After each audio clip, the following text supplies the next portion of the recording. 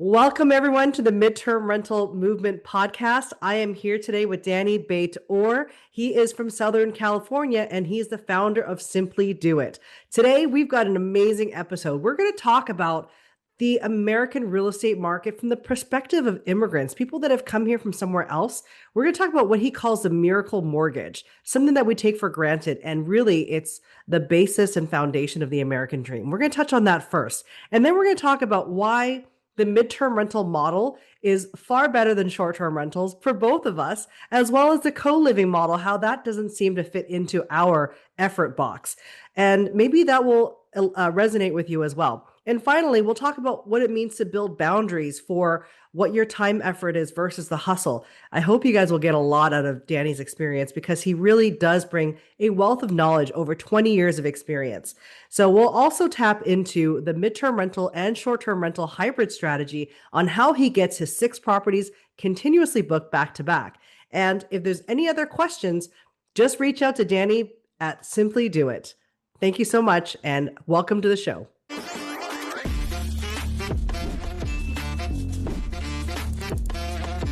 What if you could stop chasing weekend guests and start earning consistent income 1 month at a time? I'm Vivian Yip, your host, investor, and founder of crewhomes.com and the Hestia certification. And I believe that there's a better way to build wealth through real estate. Welcome to the Midterm Rental Movement podcast, where I sit down with real hosts from all walks of life who are building real wealth with furnished rentals without burning out. You'll hear about how they got started, where they invest, and how they've made the shift from Airbnb stress to sustainable, scalable income. Whether you're a short-term rental host tired of cleaning every weekend or a busy professional looking for a smarter income stream, this podcast is your blueprint. Ready to join the movement? Subscribe now, and if you've got a really great furnished home, list it for free at crewhomes.com. That's cruhomes.com. Because real freedom starts with real income 1 month at a time. This is why the pros don't rely on Airbnb alone. If you're still only using Airbnb or VRBO without any software connected, you are putting your entire business at risk, especially if you're hosting extended stays, because at that point, you're not just offering vacation rentals anymore. You could be creating tenancy issues without even knowing it. And if you're not collecting signatures on your innkeeper agreement, you are wide open. That's why I use API-connected software like Journey. It automates everything from messaging and calendar sync to the check-in process, deposits, and yes, even getting that innkeeper agreement signed automatically before every guest arrives. My cleaners get scheduled without me lifting a finger. Guests check in, pay, sign, and get support, all without me being glued to my phone. Use my link below to get your free demo appointment with Journey. And if you use my link, you'll get access to a special insider program with no onboarding fees, no property listing minimums, just simple automation that protects your business and saves your sanity. Go pro, go automated. Click the link and schedule your demo now. Today, I am so excited to welcome Dani. He's a longtime real estate investor with extensive experience of over 20 years. Dani, welcome to the show. I would love for you to introduce yourself. Well, thanks for having me. I'm really happy to be here. And, I hope everybody that heard your introduction to the show, I felt like you're talking to me. Well, I was like an introduction person because this is really, in many ways, my story.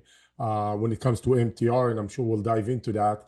Originally from Europe, I started investing in US real estate in 2002 while in Europe, and decided that I got passionate about it and wanted to immerse myself in US real estate. So I kind of packed my bags, my wife and I, and we immigrated to this country in 2004. I had a very clear purpose in my mind. I'm going to invest in real estate. I'm going to do it for my own sake, but I wanted also to work with others. But primarily, I wanted to be in the real estate, doing and grinding and everything. So I'll be a professional, an expert, and so on, and not someone who's doing it from the sideline. So since 2004, when I moved to the US, I started investing primarily in long-term real estate. Long-term rentals, traditional model. Before we had the STR and the MTR abbreviations, We just call it rental, right? So I started investing in 2002 from Europe, then continued in 2004 and still doing it to this day for my own sake. I also work with clients, helping them to do the same. For those most of those years, long-term traditional rentals of nice properties in different parts of the country. I call it boring real estate. Buy those nice houses. I have to admit that many times I look at the photos and they look like the American dream, where I know the way I perceive the American dream to be. And 20 years in, I'm still looking at those photos and I'm like, damn, this is really like an American dream house. I love it. And I get full of emotion as if it's the first time, which is not. So that's kind of how kind of a quick background of me being in real estate, long-term rentals, boring real estate for so many years. And in the past year, and I don't know if you want me to continue or you want to lead the conversation there. Well, I'm so curious though. You're Yeah. living in Europe and you see opportunities in America. Yeah. Why did you not invest in Europe? What I saw coming from Europe, and I still get to be updated or reminder of those things when I took to Europeans. By the way, I had a conversation with one of potential clients this morning, is the following. The US, and this is really not to take in for granted, although for us it's obvious, but the US offers something that I have not seen in other places, and I didn't check every country, but you get high level of transparency. Transparency for me means a very safe environment to transact, to do business, real estate, of course, but business, etc. Almost everybody who touches a piece of property is either licensed, certified, regulated. People hate it. I love it. I think it's great. Permits, it's a good friend of mine. A licensed person is a good friend of mine. I can check on people and so on. So transparency is amazing, especially when you come from an area that you don't have transparency. So that's first thing. Second, very well organized, title, escrow. You're able to go online and check things and reviews on all of that. So that's amazing. We take it for granted. It's amazing. Then when 20 years ago, it wasn't available in Europe. Now I think things change. The mortgages that we have here, I call it the mortgage miracle, because here we get a mortgage, and the traditional conventional mortgage for a property, investor or homeowner, it is not indexed. It is not pegged to the cost of living. This is for us who live here. Yeah, of course, that's the way it is. No, it's not. I have a mortgage in Europe. Guess what? It is indexed. It is pegged to the cost of living. I can tell you what I paid for my mortgage. I haven't changed it for that property some 15 years ago. I'm paying more than twice, right now, just because what happened, the index went up, right? The cost of living, whatever, the inflation aspect of it. In the US, what? There's no inflation? We know there is, but our mortgage is like inflation proof. That alone, the mortgage miracle alone, is worth everything. The transparency, the safety, the professionalism is on the top of that. And the last thing that I just crazy about is the super advanced market, right? We can take a property and we can say long-term, short-term, MTR. We can maybe do roommates. We can do so many ways how we buy it, how we sell it, how we rent it, how we use it. It's unbelievable. Again, us in the US, of course, no. In the European country I come from, you pretty much will have one mortgage, or maybe two options, indexed or not indexed, pretty much these days. There is no private lending. There is no hard money lending. There is no,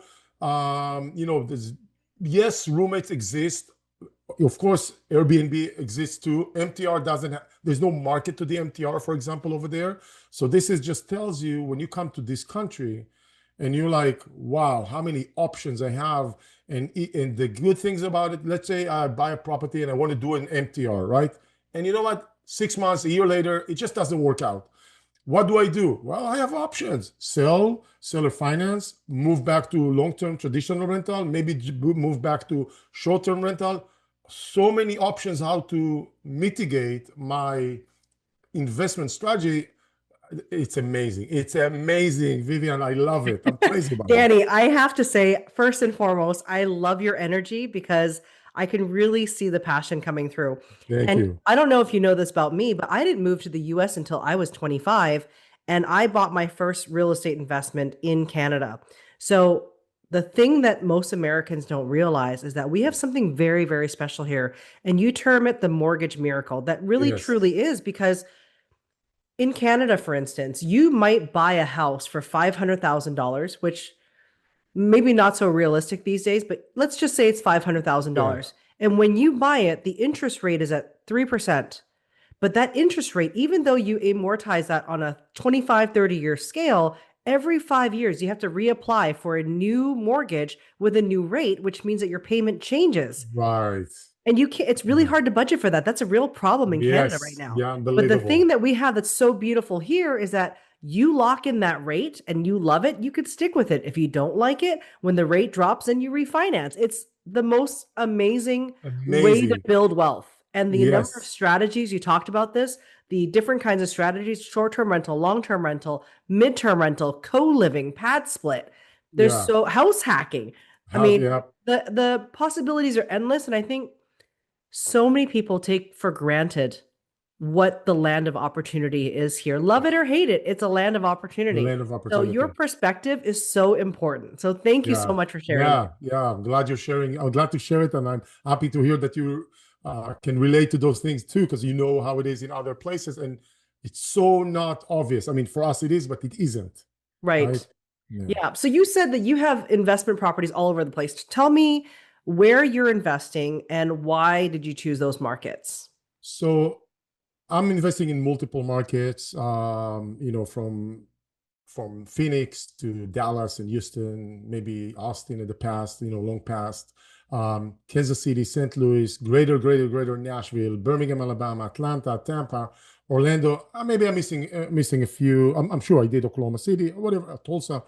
I've been to 40-ish different US metros, over the years. I'm not at all of them all the time, the same way. For me, markets is, I have criteria how I select a market for the traditional long-term rentals. But then the market is maybe kind of outgrown the financial. Like Phoenix, I love that market. It's so hard to cash flow today, even if the rates go down because of the, prices went up, rents went up not as much. And that gap is hard to close in Phoenix, which I would love to invest there. There's always opportunities, right? But when I go into an area, I don't go in with a clear purpose to buy two. I go in with a clear purpose that we buy 20, 30, 40 properties in a year. Maybe call it even 20. So I need infrastructure. I need to know that I can deploy, a volume, and I can go on a one-off situation that you don't build the system of it. You build a one-off. Mhm. I do systems, right? Multiple volumes, etc. So every once in a while, Phoenix numbers went up, no longer sustainable financially compared to other markets. So we just move on to the next one in a way. So kind of jumping around, not too frequently, luckily, but every year and a half, one market drops out, one new market comes in. So pretty much active at any given point of time, anywhere between 5 to 8 markets that we're actually doing stuff in. Okay, and what resources are you using to spot an opportunity? Because we're a huge country and you've got lots of different opportunities that you're invested in, but are there resources that you use that tell you key indicators of where it might be a good market for you to invest in, whether it's a short-term rental, long-term rental, medium-term rental? Yeah, so every avenue, every strategy would be, very different how we go about it. Because when I flipped houses, which I don't do that anymore, I was less sensitive to the local market, let's say forces such as, I was looking more opportunity driven, right? Buy low, renovate, sell high, and that is less impact. You're less impacted to the long term, sustainability of a market. On the other end, when I do the long-term rentals, I want to be in places that are showing potential growth and long-term growth, population and prices, etc. I don't know the future, but I want to go in areas that are showing those signs of growth in the future, and that growth, mainly population, will But what sustain. resources are telling you that? Are you just scouring the the Wall Street Journal, or you do you have I no, I certain real go. estate books or Well, websites? I read, research. I try to read research paper and sometimes some of the commercial organizations, sometimes even, the academia, they put some analysis, a deep analysis on a market or multiple markets at the same time. So I tap into those resources. It's not like here, you go here and you have it. It's really, kind of spending time aggregating, personally aggregating, maybe now more with ChatGPT, which I have to say, when I use ChatGPT for those things, I have to be very careful because part of me is reading those resources, and part of me is I need to vet the source of, where it's coming to make sure it's legit. But for me, it's never that it ends there. I know very well that I actually like to step away from the screen, call the locals, right? Let me talk to multiple property managers, multiple realtors, maybe lenders, people that are already engaging in the local market, actively working, and get their sense. In a way, I like to call it, I like to call those people who want to sell me on their product, and I let them sell me on their product. Because when people sell me on their product, for me, it's an opportunity to transfer information from the knowledgeable resource to the less knowledgeable resource, which is me. Sell me all you want. I want to listen. I want to understand. I'm very good with asking questions. I want to milk that information out. A realtor is a great resource to share information. And you can tell me, it's okay that you tell me how you love your own market. I will take that into consideration because I have a bigger overview of multiple markets. And then I'm not going to talk only to one person. So I really like to tap into those available resources, such as the local realtor, multiple, and property managers, to get a sense. I can read, I can analyze, I can be very data screen, driven analysis on an Excel. That's nice. When you talk to the locals, they will tell you what you're missing between the gaps. Where is the interesting things within this metro? Something is happening in the northern side for those reasons in the coming, 5 years, right? Hard to really find that nugget and understand how big or how significant or insignificant that is. So locals. Yeah, I think that's a really great advice to grab information from different resources to draw your own conclusions because you're going to get bias. Whether or Yes. not you admit to it, you're going to have a personal bias. There's going to be bias from the local residences, from the realtors, and also the experience as well. So make sure you work with a realtor that understands the strategy you're trying to pursue. I recently Exactly. had someone reach out to me telling me they wanted to do a corporate rental or a midterm rental, and they were looking at a property with a 6-month restriction. What do you say to that? Yeah, absolutely. Terrible, No terrible. go. Well, Terrible. but you know what they said to me? They said, that's not what my realtor said. My realtor said it would be a good property. Of course they're going to say that because they have no experience investing. Yeah. Anyways, that's another Yeah. point. Yeah. But the purpose of this podcast really is to talk about why you decided a year ago to branch out into doing midterm rentals. Yes. Okay.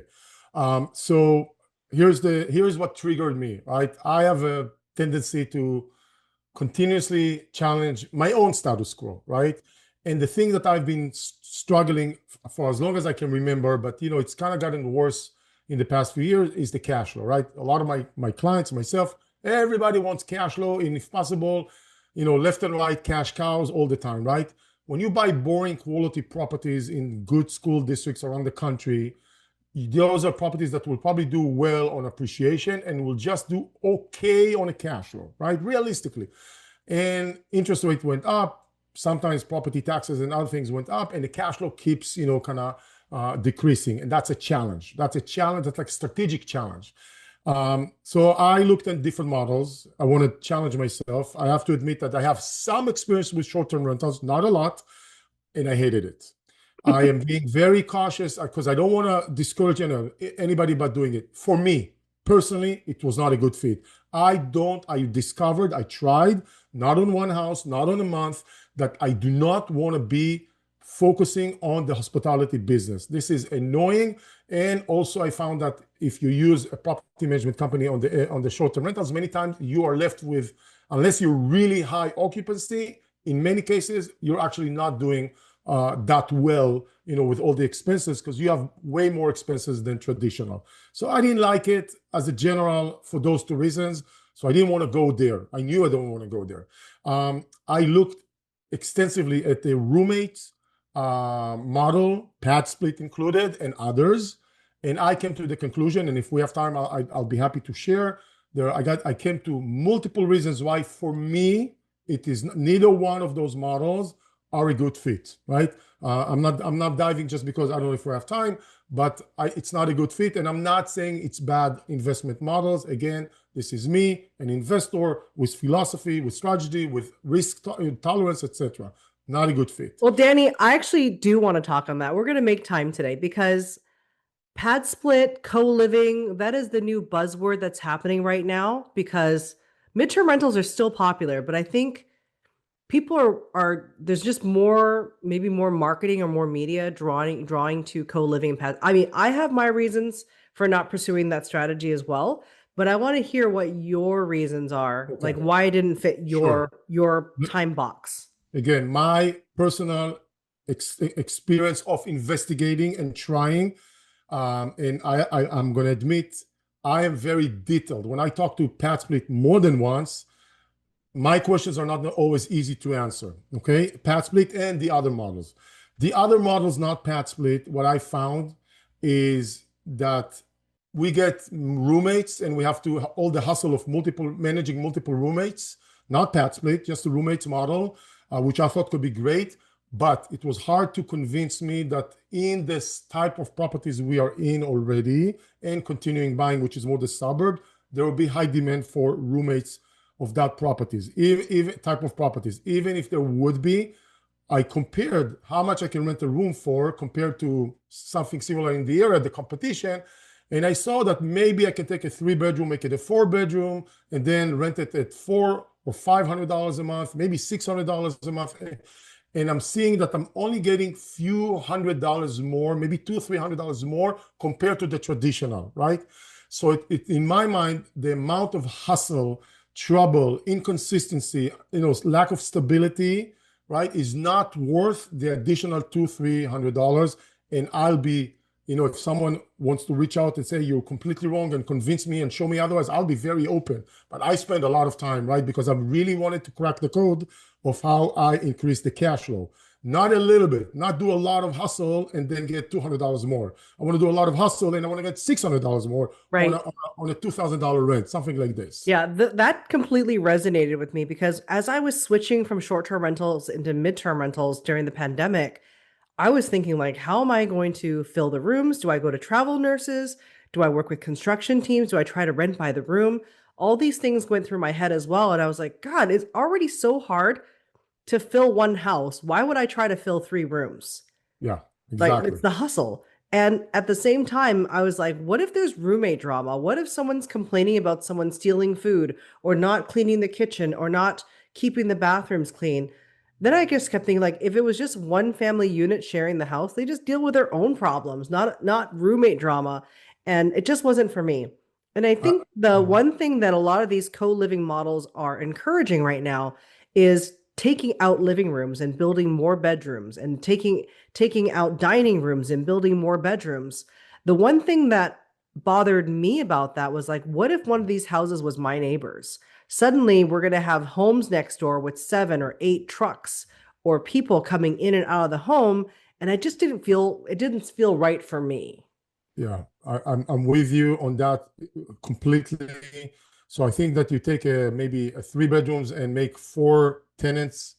Maybe the neighborhood can sustain it without causing us grief about the situation. But when you make it 7 tenants, it's a whole different situation. And I'll tell you one other thing. When you make a house, you convert not in a permit way, right? Right? You're just closing spaces and you maximize spaces, which I fully get that. Financially, it makes perfect sense. However, you're going to get higher friction. Okay. You're going to get, I can deal with the noise you mentioned. I don't want to, but I say I'll figure that out if the model financially works and risk works. What happens if you converted, I ask myself, a house of 3 bedrooms or 4 bedrooms to now it's 7 bedrooms, right? By changing spaces. It's not with a permit. I'm not sure exactly how the insurance is going to like it eventually. Even if you declare it, maybe they didn't investigate and it's not really suitable. The city probably won't like it. I see, and many times you're not renting to, let's just say you're renting to people that could potentially be a problem later on, right? To come back to bite you. And I don't want that. Like I value peace of mind. I call it the EROI, emotional ROI. I put a price tag on the emotional ROI as an investor because when I have a lot of drama from a property, regardless now, short term, long term, whatever, that means my life in my personal being, I'm paying a price. I'm dealing with it beyond a normal drama, right? There's constant drama, and that means noise in the system. It's interrupting, it's annoying, it's draining energy. What? Right? I'd rather sometimes get less return on investment for the price of a safer, quieter scenario. And I will tell you this, like I still haven't dropped the roommate concept altogether. I will even say that I have a house in a city that I'm trying to actually get rid of that house and move away from that city and house, in Indiana, that I will consider putting a PadSplit over there because it's already set up as a PadSplit ready. I don't need to make changes except adding doors to rooms that right now, the house is huge. It's a good suit for PadSplit in terms of location, size, the way it's already divided. But the house already, in many ways, PadSplit ready or roommate ready concept, the way it's built, set up, etc., and fits into the community in the same way. So that is a one-off, but it's not something that fits with that's a different house that I normally do, right? Yeah. So I would consider it on occasion, but for the most part, I'm more, I think some of those models have not been challenged in the courts to really sustain. If they've been going for years, good for them, amazing, right? Yeah. By the way, if it sounds like I'm criticizing PadSplit, I will say the opposite. PadSplit, for me, they took something, they did very well. I think they're putting a lot of systems and processes and thinking. Nothing. I'm not criticizing it at all. I just think that for me, converting a 3 bedrooms to a 7 bedrooms, not exactly, calling them not tenants, but calling them members. I don't know. I have a Yeah, problem. no, I agree with you. I know the general manager of PadSplit. I honestly think that they have a real need of workforce housing, right? And it 100%. just doesn't fit my model, my strategy, or the properties that I acquire. It might be better in maybe a B minus neighborhood or C plus if you want to keep the rents low and the occupancy high. One of the things that one of the reasons why I also found that PadSplit didn't work for me, or even just the co-living model. Let's move away from the word PadSplit because it's more about Exactly. co-living, right? Is that to me, and I've been in real estate since 2004, so we're about the same time. Yeah. We've seen the ups and downs of Yep. real estate. The most important thing about real estate is how quickly you can exit when something goes wrong. Correct. At least for me. And I find that if you've gone through the effort of reconfiguring an entire house, it's gonna take time and effort to reconfigure it back Correct. into a sellable product, unless you're 100%. selling it to another person that's going to run a co-living model. So Yes. Again, another reason why it didn't work for me, but I really appreciate you sharing your perspective on that. And it's nice to see that we kind of have the same alignment there. Yeah. For sure. So walk me through, what properties have you made into MTRs, and what is the most challenging part of midterm rentals for you? Okay. So we started the model about a year ago, maybe a little bit more than a year ago, and we call it the hybrid rental because we try to supplement. We focus on the MTR with probably the insurance people all the way at the top as the golden goose, so to speak. But in between, in order to fill the houses, we use the short-term rental, Airbnb, just to close the gaps. So that's the idea behind the hybrid model, with a very clear focus. We don't want the short-term, we want the MTR. We have one house that we put into operation, or been ready, started to MTRing it. I think it was November of 2024. So just a short of 1 year, we were not able to get any MTR on this one, only short-term rental. Sometimes a short-term rental that extended even to maybe a month and a half, but it was just, continuing through Airbnb, another week. Finally, yesterday, we got a 2 months, which is, not ideal, but hey, we'll take it at $5,000 a month, for 2 months. Moved in, and the owner is finally going to breathe a little bit that it is working, not a year, 2 months, we'll take it. Money is already in the bank, so that's good. So it's been doing okay for the past year, more functioning as a short-term rental, but it is doing now, hopefully, turn around. We have two other ones that are doing actually, one is doing amazing, 11 months at 5,500 as of beginning of May, all the way to the beginning of end of May, beginning to the June of 2026 at $5,500 a month. Just as a comparison, that house, if we would put it as a traditional rental, would have gotten $2,000 to $2,200. So we're doing almost 2.5 times, or just about, right? So 2 point something more. Amazing, right? Everybody's happy.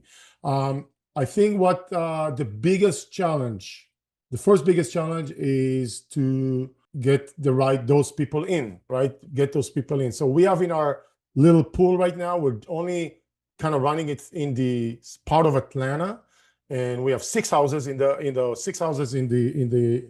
little pool, and it was really finding ways how to put the word out, right? And we keep improving. Right now, we just, I was about to start doing a campaign to a list of potential relocation and others, people, agents that could be relevant. But we just got, no houses available at the moment. So in a month, we're going to do that campaign. So marketing to that, the biggest challenge is marketing, or effectively marketing to the right renters, meaning maybe the middlemen or the end people. So, and we've done a lot of things throughout those years to improve in order to create the right exposure to those houses. So again, we keep improving. The second thing that I think we learned in that market is maybe we did some fine tuning, because we saw that certain type of houses that we have in a certain area are getting a lot of requests, meaning I know it shows as occupied, but is there a chance it's available, or is it coming available soon? So we're like, hey, what's going on in this pocket for this kind of a house that we have maybe 80% of our requests are on this one and 20 are on all the others, right? Which is just tells us, as we speak, we are looking for the next one or ones in that in that geography and around that spec. And that's in Atlanta? This is outside, right? Just outside of Atlanta. Mm-hmm. Yeah, in the metro, like very close. So how many midterm rentals do you have now in total? We have 6 in our operation that are functioning as 5, and the 6th one is onboarding, waiting for some last things, kind of a thing. And we're about to buy. We're searching for the next one, the 7th one. This is just, I'm only talking about MTRs in Metro Atlanta. Yeah, amazing. Yeah. Well, that's what is your strategy for running short-term rental, midterm rental, hybrid? Because I know, I don't know if you know this, but I actually teach the hybrid model, very, very specific details. But I'm curious if you can share what your strategy is for balancing both. If you've got a rental, whether it's short-term, midterm, or long-term, you need a solid insurance policy that's actually made for landlords. I use Steadily because it's fast, digital, and built for real estate investors just like us. No long phone calls, no back and forth, just a clean, modern way to get coverage. You can get a quote in under 2 minutes with Steadily.com. Again, that's Steadily.com, modern insurance for modern hosts. Check out the link below to get your quote today. First of all, one of the things that we learn is to duplicate posting on Airbnb. Mm-hmm. One for short term and one for a midterm. It's the same house. Yep. That's one. Second thing is we started, but this is a dilemma that we have. We want to put our houses on an event website as well. We have, but they're not active at the moment for the event, like a day use, such as a baby shower. Peerspace, Gigster, right? Mm-hmm. Our dilemma with those day use, baby shower, parties, stuff like this, is if we make how something comes in on for half a day, let's just say it's $400, and then most of it goes to the owner because we do some sharing with the owner, a little bit to us, a lot of effort for a very small amount. So if we increase the amount, then maybe nobody would show up. So we were going back and forth. Is it worth the trouble, not worth the trouble? We know it can be like, it sounds lucrative, $400 a day or $500 a day. That's amazing. But it's not really translating to a lot of money relatively to the effort, because a lot of people asking and you have to respond. It's like there's a cycle of convincing, of answering all those pre-booking questions. So one thing that I decided, I have a local partner. I'm not there, so I have a local partner. We do it together. Is that for the next year, we're just gonna do the Geeksters / event space with, I don't care about profit here. We gotta learn. We may come in a 6 months or a year and say, okay, now we know how to tweak it and maximize it. We may end up saying we don't want to use it because it's so much hassle for so little money, forget about it. But so right now our approach completely changed. We're doing a year-long testing. Let's see how it works for us, right? And then I'm sure we will learn one thing or another. And also a big, kind of idea that I told my partner that I want to be. I also want to leverage the short-term, the day event thing. I told my partner, we will build it in a way that anytime we have someone who comes in for a day, like a half a day, whatever, baby shower, wedding shower, whatever you want to call it, then we will give them $50 refund if they do social media posting for that house on their.